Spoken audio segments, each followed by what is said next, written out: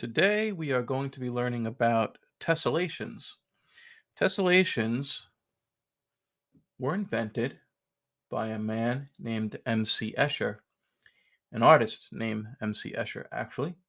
And to break it down simply, basically it's two shapes, such as this bird and then this negative space here, that fit perfectly into each other.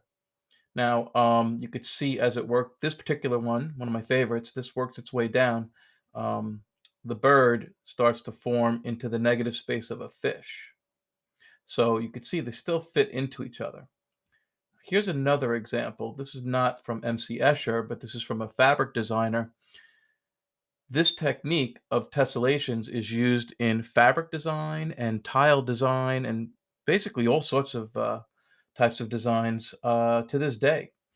So we are going to do a much more basic version of that. Let me just get over to my camera here. There we go. I'm going to show you how to do a very, very basic tessellation. Let's just call this, we'll call this fabric. We're making a pattern for fabric here. And as you can see, I already made this one. Starting out with this 2-inch by 2-inch square, I cut it and taped it together in a certain way. And the idea is that every single direction that you go in, it's one single shape, but they lock into each other.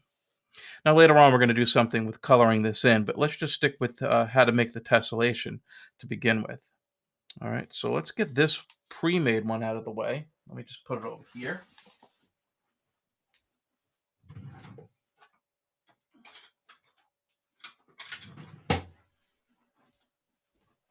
All right, now let's go back and take a look at this one. First of all, let's why don't we flip this tessellation sheet over and start with a nice fresh blank sheet. All right. Now, the idea is first figure out what you want to do. I'm going to stick with something similar to what I had with the other one. The first thing I'm going to do is start with maybe a triangle. So I'm going to go ahead and kind of draw out this triangle. I can see the camera's barely picking up on this, but that's okay because you're going to be able to see what I'm doing when I cut this out. All right, so there's that shape right there. So I'm going to go ahead and I'm going to grab my scissors and I'm going to cut that out and try to do this in camera if I can. Very carefully, trying to follow the line as close as I can. If it's a little bit off, it doesn't matter. All right.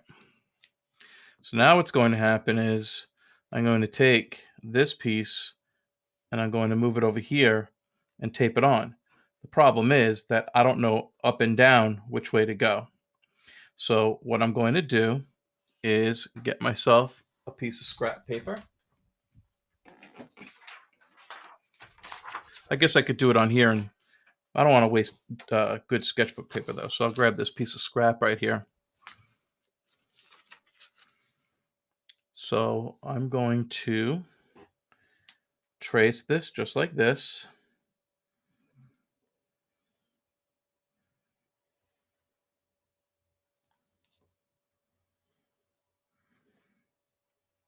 Very carefully, trace it all the way around. Bring it over here.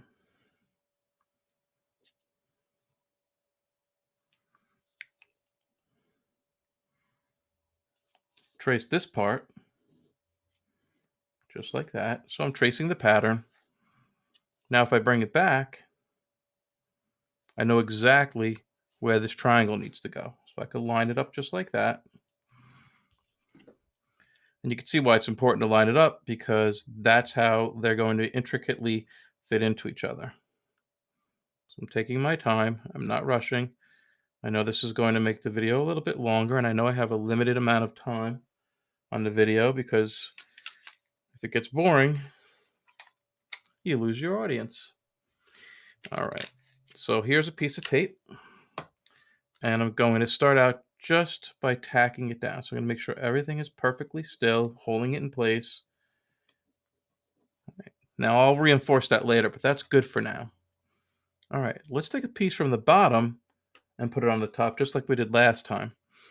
Now I'm going to keep this really simple. I'm going to do sort of like a half circle type thing. And I like to draw it first so I know what I'm doing. So I'm going to go ahead and draw myself a half circle like that. And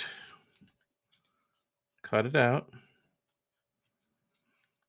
I'm trying not to wrinkle the material. By the way, this is black railroad board, but anything that you can use like oak tag, anything with a little bit of thickness to it that you could use to trace is fine. Okay. So now that we've got this piece out, let's go ahead and move it up here and let's line it up just like that. Let's go ahead and trace this. You want to get it as close as you can. Honestly, this is a level 1 art project here, and if it's a little off, we just mark that up for art and say, well, it's not supposed to be perfect. And that's good enough for me. It's your first time trying this, that's fine. Let's bring it up over here. Now we'll line that up like that. That looks pretty good. So the idea is that this lined up this way, this was cut out, and this lined up this way. Now let's go ahead and reinforce everything. We don't want the tape to go outside of the template that we've just created because it'll get in the way. So you can see I don't know if you can see it, but there's a piece of tape that's a little bit too long. So I'm going to go ahead and just peel that back a little bit. Get the scissor, cut off that extra piece of tape. Okay. Let's continue reinforcing all of these seams.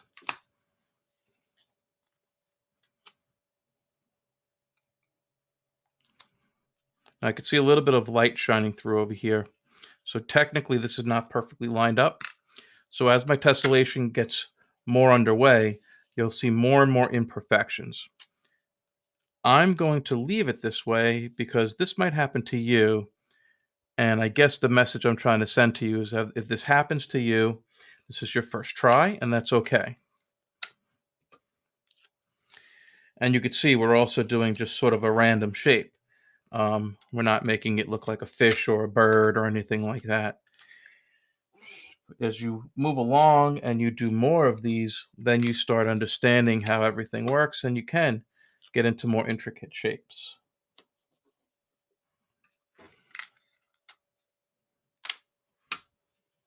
But for now, we're just trying to keep it as simple as possible. All right, so I think I've taped every seam. So now it's good and strong. Let's go ahead and try to trace this. Now, for the sake of the video, I'm not making it too long. I'm not going to fill the whole page. I'm going to start right about here.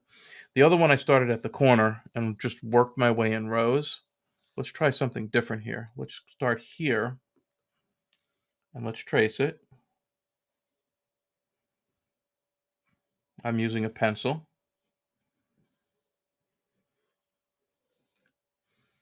Any pencil will do. Just make sure it's sharp, fine tipped.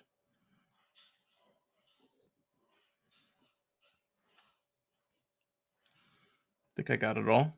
I did. Okay. Let's see. Let's put it here now. Let's trace it this way.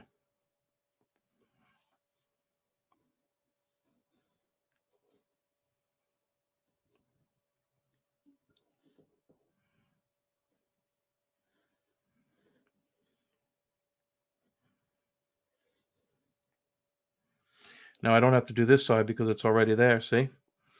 Let's do one more on this side. Now in class, I want you to fill the whole page up.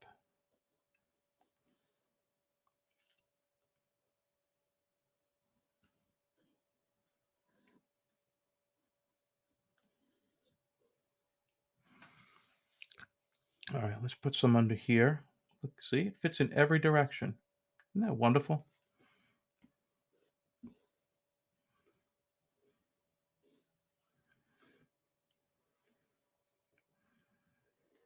You have to ask yourself, what's more fun, making a tessellation or playing a video game? I think I know the answer to that, but I can dream, can't I? Let's put one up here. See how that will become this leg part for the next one? The main trick is to not press so hard that the pattern, which is the black thing, or this should say the template, doesn't slip while you're doing it. We'll fit these in perfectly. Kind of thought this was going to be off a little bit. I guess if I kept going, it would eventually show more and more of it not lining up perfectly. Which again, I said earlier, that's okay. So yeah, I only have to do there. I don't have to do any of this because, see? Let's put one more right down here.